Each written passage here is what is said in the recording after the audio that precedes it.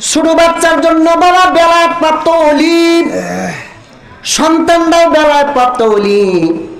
বাবা দোয়া করলো, আল্লাহ আমার সন্তান পৃথিবীতে শরীয়তের বাউন্ডারি পানি দিয়ে অনেক কিছু ক্ষতি করে ফেলবে।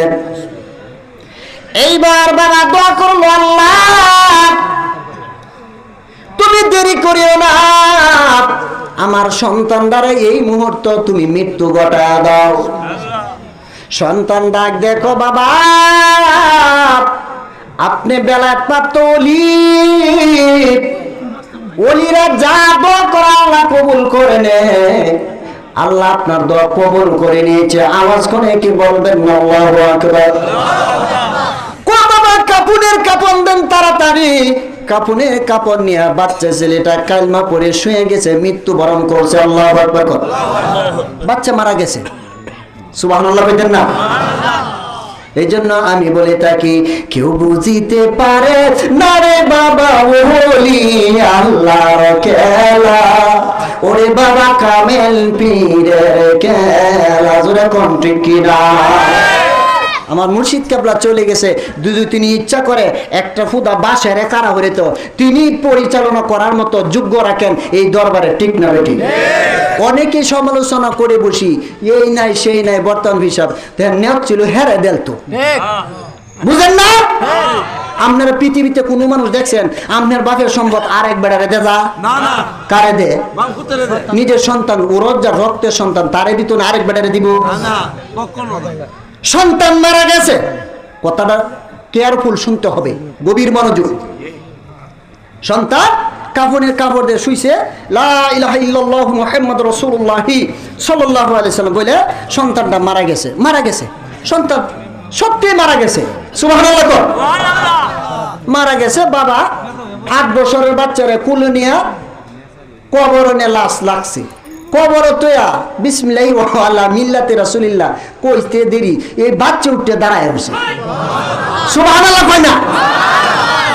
বাচ্চাটা দেখো বাবা আর কোনো দোয়া করবেন না, আপনার সাথে এইবার আমার বেলায়াতের খেলা শুরু। আপনি দোয়া করছেন আমি মারা গেছি, আপনার বেলায়াত আছে, আপনার দোয়ার খুশিল আমার আল্লাহ বেলায়াত দান করছে। বাবা গো, কিয়ামত পর্যন্ত যদি আর দোয়া করেন বাবা হইয়া সন্তানের দোয়া কবুল হয়, কিন্তু আরেকটা দোয়া করবেন না। আপনার কথায় আমি মৃত্যুবরণ করেছি, এখন মৃত্যুকে আবার আহরণ করে আমি জিন্দা হয়ে গেছি। আল্লাহর ক্ষমতা বলে আরেকটা দোয়া করবেন না।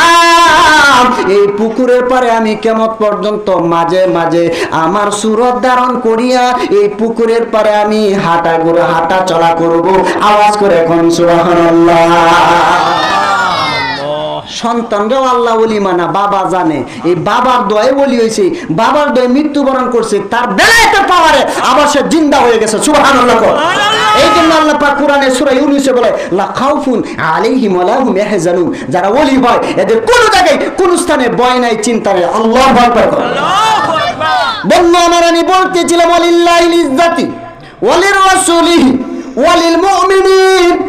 মুমিনের সম্মান আছে, আছে না নাই? আর জোরে কোন আছে না নাই?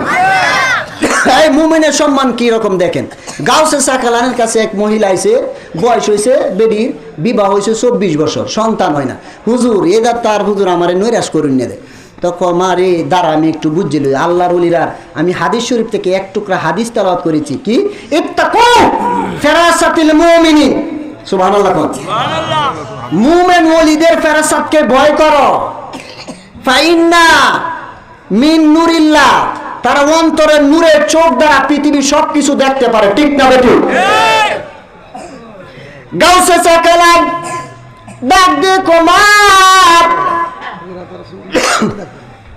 তোমার রূহের জগতে তোমার কোনো বাচ্চা নাই, তোমার তো কোনো সন্তান হবে না। আল্লাহ যে ফয়সালা দিছে ফয়সালা মানতে হবে। মহিলা আল্লাহর ওলির পায়ে জড়ায় ধরে কান্নাকাটি করতেছে, হুজুর 24 বছর বিবাহ হইলো, আমার স্বামীর ঘরে এখন আর করতে পারবো না। আপনারা বলুন ওয়ালিল মুমিনিন, ইজ্জত যদি মুমিনের হয় আল্লাহ তাদের ইজ্জত রাখে কিনা? আর ওজরা কম রাখে কিনা? আল্লাহ ওলি গাউসে সাকালাম ডাক দিয়ে আল্লাহর কাছে একটা টেলিফোন লাগিয়ে দিছে, আল্লাহ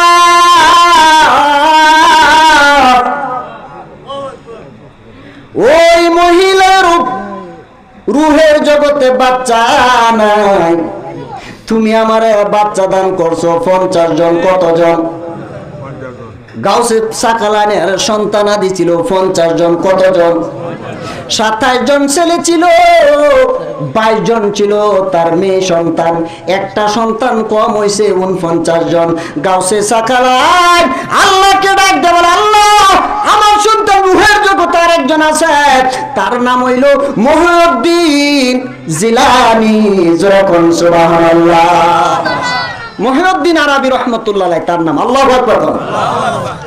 এইবার ডাক দেখো, আল্লাহ মহিউদ্দিন আরবি রহমতুল্লাহ আলাইহি তুমি আমার একজন সন্তান দান করবা। 49 জন সন্তান পৃথিবীতে দিয়েছ, বাকি আছে একজন। এই সন্তানটা আমি চাই না আল্লাহ, নিঃসন্তানী মাইয়াটা আমার পাও ছাড়ে না গো আল্লাহ, আমার একটা সন্তান আমি ট্রান্সফার করে তারে দিয়ে দিলাম। জোরে কোন সুবহানাল্লাহ। আল্লাহর ওলিদের ক্ষমতা আছে না নাই?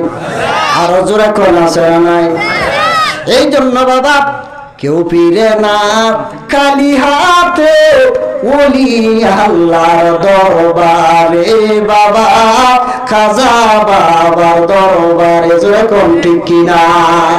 এই যে আমরা 3 দিনের কাজ তালিমে যারা আসছেন, এরা কেউ খালি হাতে যাইবেন না। আমি দেখছি, আমি ছোট মানুষ, নামটা বলতাম না, এক লোকের সাথে দাঁড়ায় নামাজ পড়ছি, তার শরীরটা জিকিরে জাজবা, তার শরীরে তুফান জিকির, আল্লাহু আকবার। অথচ লোকটাই সামনে কাছেই বসা, দেখানি নিষেধ, অথচ আলিফ বা জানে না, একটা সরু সরা ওয়াক করা জানে না। এটা একমাত্র শিক্ষক যেমন বড় হয়, ছাত্র এরকম হয়, ঠিক না? আবার মুর্শিদ কেবা আবু বকর সিদ্দিক রহমাতুল্লাহ আলাইহি হর হামেশা সর্বদাই শরীরে সুলতান আসকার জারি থাকতো, এই জন্য তার বক্তব্য সারা শরীরে সুলতান আসকার জারি। ঠিক না বেঠে? আরো জোরে কোন ঠিক না বেঠে? তার জিকিরে আমার শরীরের মধ্যে যেমন কিরম লাগতেছে, আমার শরীরে এরকম করতেছে। সুবহানাল্লাহ।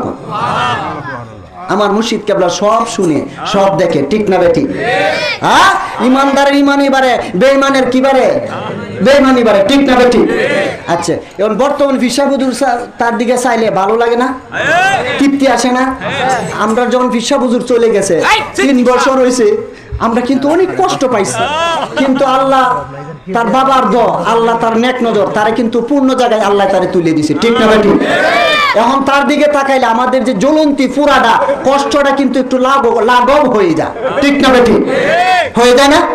তাহলে বোঝা গেছে বেলায়াত কি হয়ে গেছে গা। এই ছোট বাচ্চার বেলায়াত কিন্তু এখনো কথা বলি নাই, এটা শেষে একটু বলবো যদি সময় পাই।